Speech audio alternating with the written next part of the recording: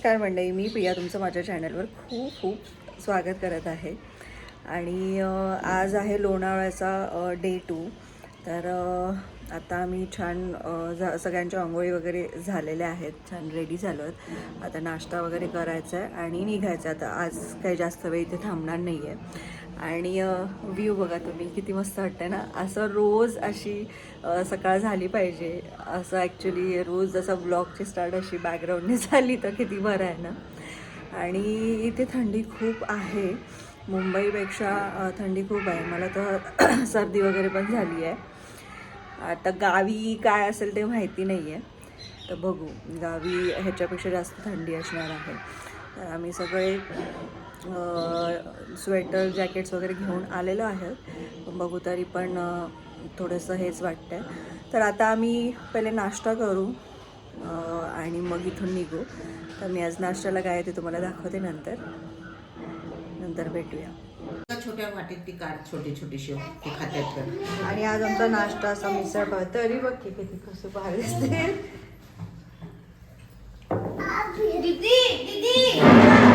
चला चालू करा.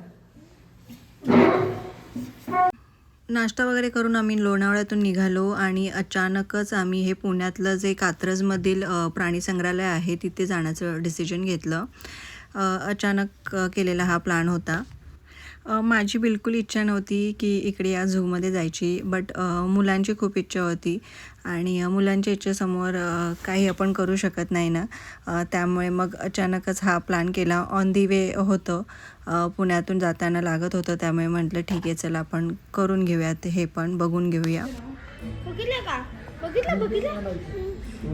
मग ते ह्याच्या पण राणीच्या बागेमध्ये पण होतं पहिलं, आठवत आहे का? राणीच्या बागेत मी नाही कधी साप बघितला. होतं. हे बघ, हे असं काहीतरी मी पहिल्यांदाच बघितलंय. 3 महिन्यासाठी साप दत्तक घेतले. इथे काय आहे? इथे काय?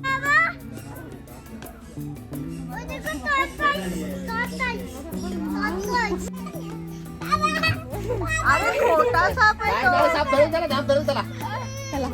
अरे खोटा साप आहे तो. वर लागला डोक्याला दादा त्याच्या.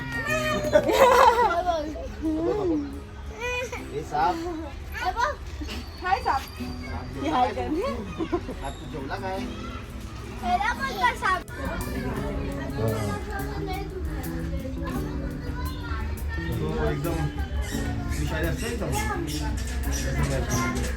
घोणस.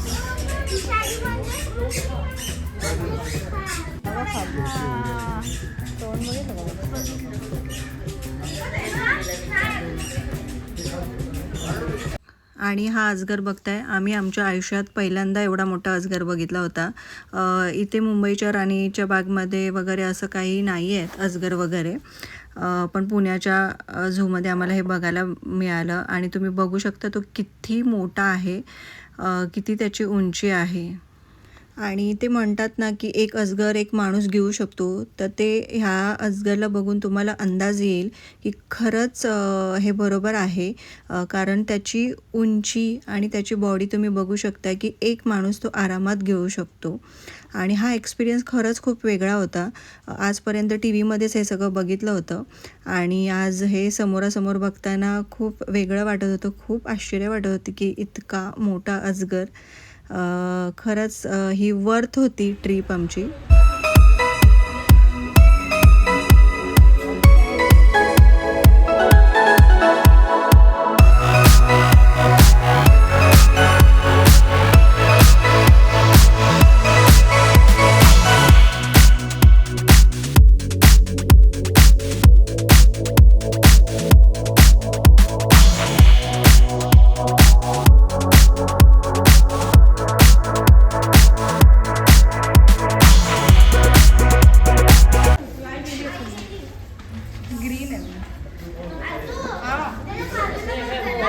बेडूक आहे.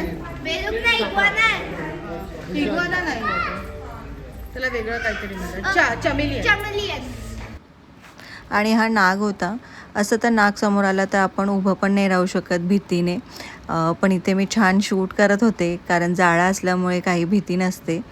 आणि मुंबईच्या राणीच्या बागेमध्ये जे पूर्वी लहान असताना मी सरपालं होतं तेव्हा हे सगळं बघितलं होतं. आता तिथे हे सगळं नाही आहेत साप वगैरे. त्यामुळे मी पण बऱ्याच वर्षांनी या सगळ्या गोष्टी बघत होते आणि छान एन्जॉय करत होते. कशा बसतात वेगवेगळ्या कलरच्या आणखी. तीन एकच कलरचे तो पण आहे, एक येलो आहे, एक रेडिश आहे. त्या साईडला बघ तीन सेमच आहे.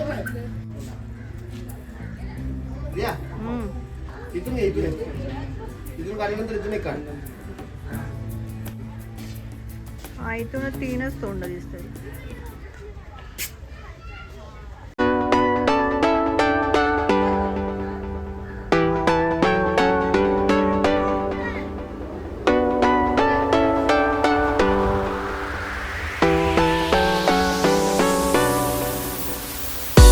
या झूमध्ये सर्पालयाचा वेगळा सेक्शन आहे आणि प्राण्यांसाठी एक वेगळा सेक्शन आहे.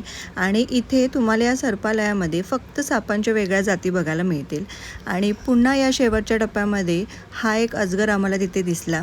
आणि मगासचा जो अजगर होता त्या तुलनेत याची साईज थोडी कमी होती, पण हा आम्हाला थोडासा फिरताना दिसला. ते तुम्ही पुढे बघू शकता. इकडे हलतोय बघा हा. जा रहे हो जैसे फोटो लेके चल रहा है. काढला मी फोटो. हलतोय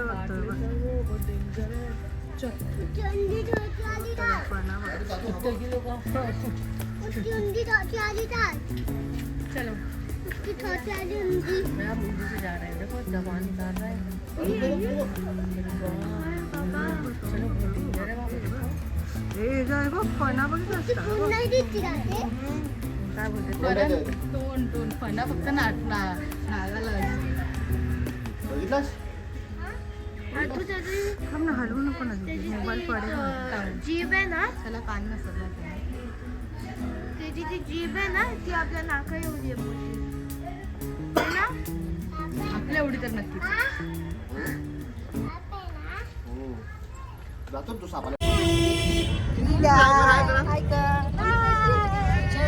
काय बघायचं टायगर.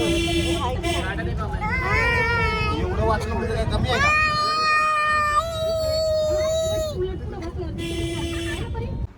आता सर्पालय आमचं बघून झालं होतं पूर्ण आणि पुढे जे प्राण्यांचं सेक्शन होतं ते आम्हाला बघायचं होतं. आणि त्यासाठी इथे अशा ह्या गाडी अवेलेबल आहेत आणि त्याचे तिकीट्स आहेत.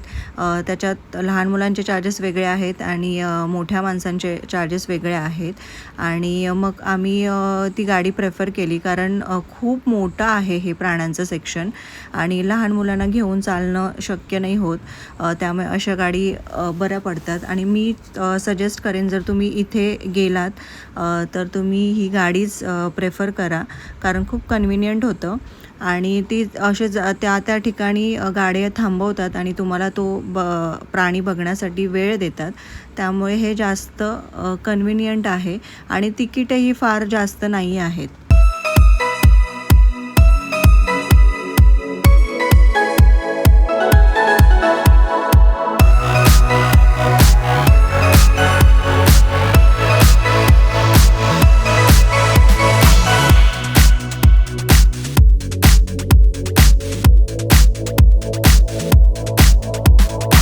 वुल्फ कसं करतो दाखव ना, आता दाखवत होती. वुल्फ कसं करतो दीदी दाखवत नाही, ऑन कॅमेरा दाखवत नाही. कसं करतो वुल्फ.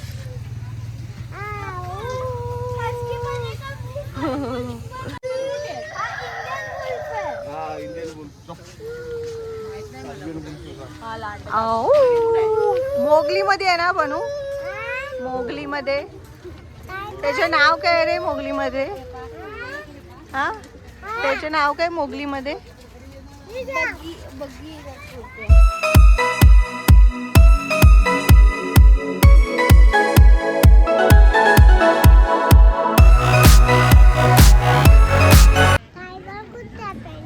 टायगर आहे ना, पहिला एलिफंट बघ.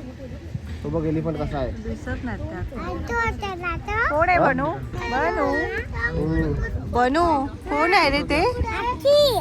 एलिफंट, हत्ती. बोल एलिफंट. चल आता लालन बघ. हे बघ इथून दिसतंय बघ.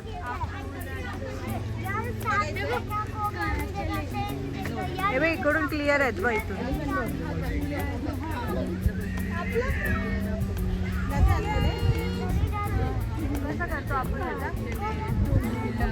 तिथे कोण आहे तो? कोण आहे दीदी? कोण आहे? बरं नाही ते कोण आहे? हा, ती. ती तुझ्या हा ती बघितली की नेहमी तसंच करते. चला आपण घरी घेऊन जाऊया का? दादा हिला आतमध्ये जायचंय. एवढं ओपन कसं ठेवलं?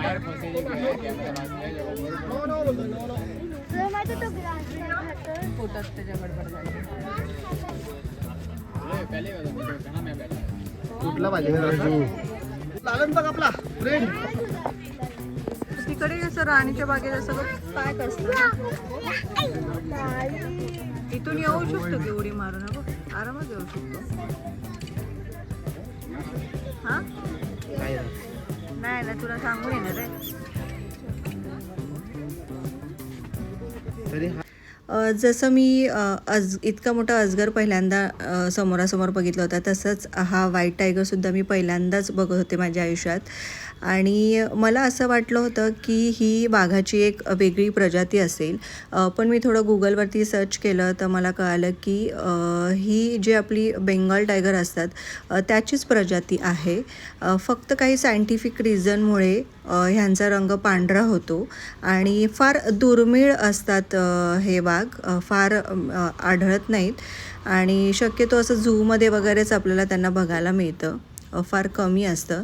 बट खूप छान एक्सपिरियन्स होता. पहिल्यांदाच व्हाईट कलरचा टायगर बघत होते आणि इतक्या जवळून बघत होते, त्यामुळे खूप भारी वाटत होतं.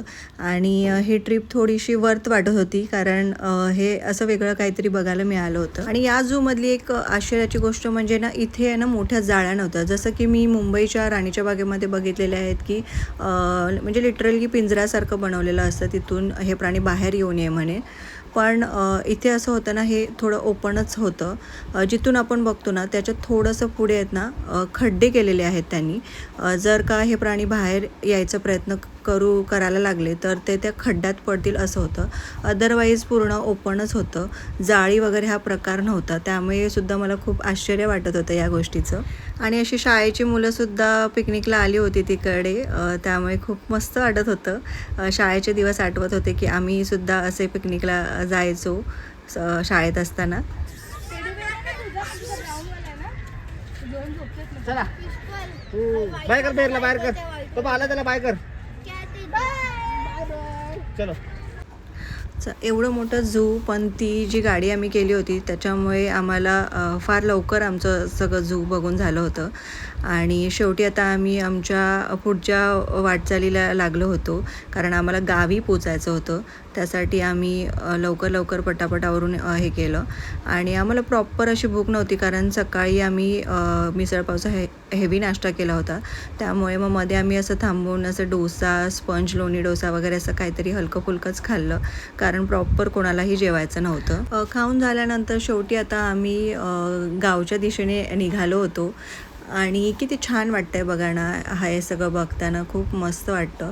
आणि त्यात हा सूर्यास्त जो की मुंबईत फारसा बिल्डिंगच्या आडोशाने लपला जातो, तो असं बाहेर गेल्यानंतर बघायला मिळतो. त्यामुळे खूप छान वाटतं, मन अगदी प्रसन्न होऊन जातं. आणि पेट्रोल पंपाची ही गोष्ट मला कॅमेऱ्यात कॅप्चर करावीशी वाटली कारण बघा ना, साधी गावाकडची बाई आहे आणि साडीवाणी तिचं काहीही अडलं नाही आहे. जर जिद्द असेल तर एखादी बाई काहीही करू शकते, या एका उदाहरणामधून कळतं.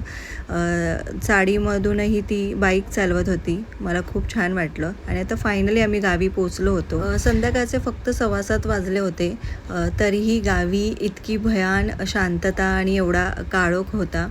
आणि त्या अपोजिट अगदी मुंबईत असतं.